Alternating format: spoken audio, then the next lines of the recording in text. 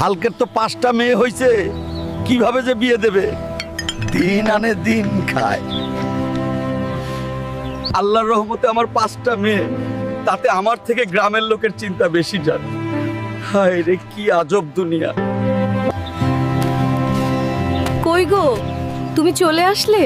হাত মুখ ধুয়ে নাও, খেতে দেব। বাজারে গেছিলাম চাল আনতে, সারাক্ষণ শুধু আমাদের 5 মেয়েকে নিয়ে গুজব করে।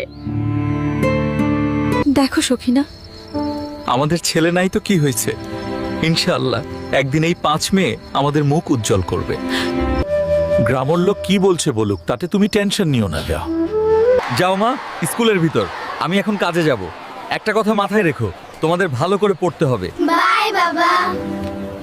বাবা এসএসসি পরীক্ষা দিব, ফর্ম ফিল আপের জন্য টাকা লাগবে।